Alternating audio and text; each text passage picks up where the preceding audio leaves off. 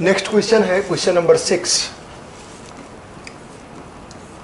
इसमें आपसे कहा जा रहा है कि a प्लस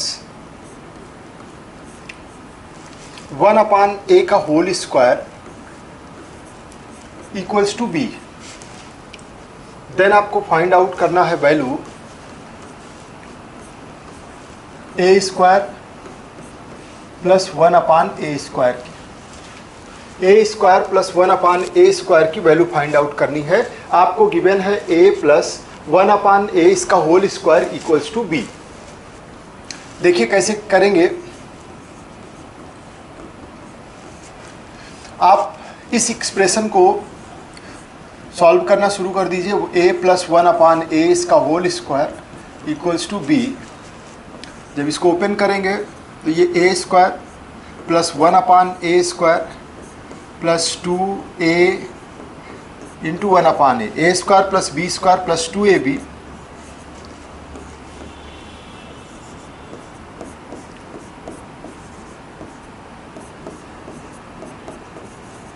तो यहाँ से आपका आंसर निकल के आ जाएगा a square plus 1/a square equals to b minus 2। a square plus 1/a square equals to b minus 2, ये आपका आंसर हो जाएगा। इसी की डिमांड बहुत सिंपल तरीके से, बस केवल आपको एक्सपेंशन करना था। नेक्स्ट क्वेश्चन है कि समांतर श्रेणी आपको एक दी गई है। एक एपी गिवन है, 100 है, 90 है, 80 है और सो ऑन। पूछ रहा है इसका कौन सा पद शून्य होगा।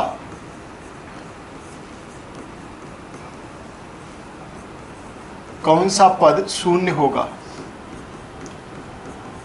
इसका कौन सा टर्म 0 के इक्वल होगा।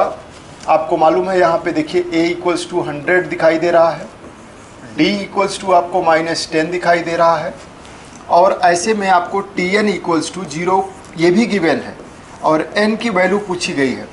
a equals to 100, d equals to -10, tn equals to 0 और n। देन आप tn equals to a plus n-1 into D के इक्वल कर दीजिए।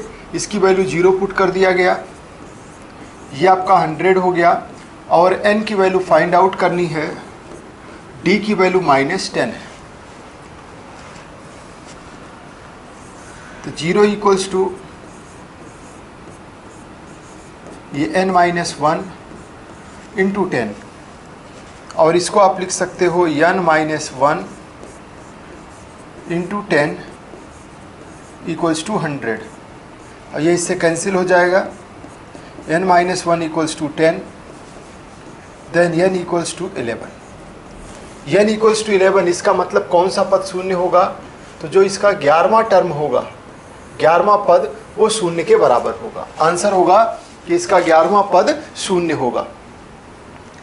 इस तरीके के कई क्वेश्चंस हम लोगों ने समांतर श्रेणी जो सीरीज पढ़ी है उसकी प्लेलिस्ट बनी हुई है, उसमें हमने डिस्कस किया है। जितने भी तरीके के क्वेश्चंस हैं एपी के संदर्भ में आपको मैंने बता रखा है कि केवल 4-5 बातें ही आपको याद रखनी है। एक तो सबसे पहले कॉमन डिफरेंस, ये T2 माइनस T1 के इक्वल होता है। nth टर्म आपको पता होना चाहिए a plus n-1 into D. इसी तरीके से n टर्म का सम जो होता है वो n/2 2a plus n-1 into D, या इसी को n/2 a प्लस l भी कहा जाता है। लास्ट टर्म जो होता है वो a plus n-1 into D के इक्वल होता है। इसके अलावा जो tn अगर आपको sn दिया हुआ हो, tn फाइंड आउट करना हो तो tn इक्वल्स टू sn-1 होता है। इतनी सी अगर आपके पास जानकारी है तो एपी से रिलेटेड कोई भी क्वेश्चन आप बहुत इजीली सॉल्व कर सकते हैं। नेक्स्ट क्वेश्चन देखिए, क्वेश्चन नंबर 8 कि 3 और 19 के बीच, 3 और 19 के बीच 3 समांतर माध्य ज्ञात करिए। इनके बीच में आपको 3 समांतर माध्य फाइंड आउट करना है। तो ये 3 हो गया, ये 19 हो गया। आप मान लीजिए ये A1 है, A2 है और A3 है। 3 समांतर माध्य हैं। तो इनके बीच में पहले हम पहला वाला निकालते हैं, 3 और 19 के बीच में A1 को। और A1 फाइंड आउट करने के लिए आपको क्या करना होगा, इन दोनों का सम। 19 प्लस 3 अपॉन 2। और जब आप इसको दोनों को ऐड करेंगे तो ये 22 अपॉन 2, यहाँ से आपको 11 मिल गया। यानी कि इनके बीच में 3, 11, 19, ये इसका एक समांतर माध्य हो गया। अब इसके बीच में से मान लीजिए हमने यहाँ पर A2 ले लिया, ये 11 है, ये 19 है, तो then A2 equals to 3 plus 11 upon 2, तो ये 14 अपॉन 2, ये मीन्स 7 आ गया।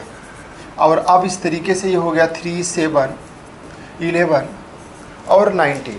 अब आपकी इच्छा, आप चाहे जहाँ से, चाहे 3 7 के बीच से 3 निकालें, 7 11 के बीच से निकालें, या 11 19। चलिए हम 3 और 7 के बीच में ही ये 3 ले लेते हैं,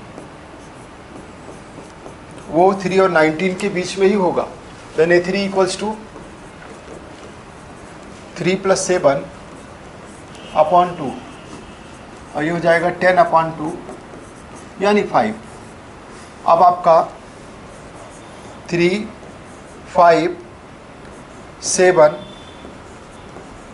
11 और 19, तो देखिए 3 समांतर माध्य इसके बीच में 5, 7 और 11 आ चुके हैं। तो ये पूरा का पूरा आपका ये क्वेश्चन हो गया, जिसमें 3 और 19 के बीच में 3 समांतर माध्य फाइंड आउट करने थे। कितने निकाले जा सकते हैं? तो अपरिमित, इनफाइनाइट माध्य आप फाइंड आउट कर सकते हो। लगातार आप इनके बीच में फाइंड आउट करते रहिए, वो कभी समाप्त नहीं होंगे। इसलिए कभी भी आंसर में इसमें आपने किसके बीच से निकाला है, डिफरेंस हो सकता है। क्वेश्चन नंबर 9 देखिए।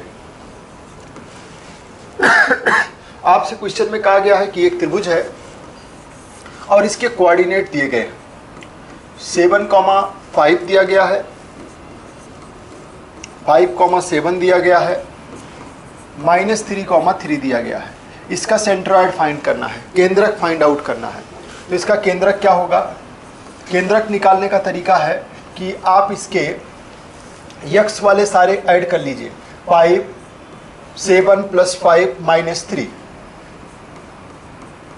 और अपान 3। मैंने आपको केंद्रक बता रखा है ज्योमेट्री में, x1 plus x2 plus x3 upon 3 होता है।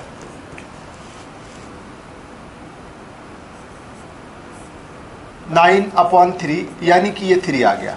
इसी तरीके से y को आप फाइंड आउट करेंगे तो ये हो जाएगा 5 प्लस 7 प्लस 3 अपॉन 3,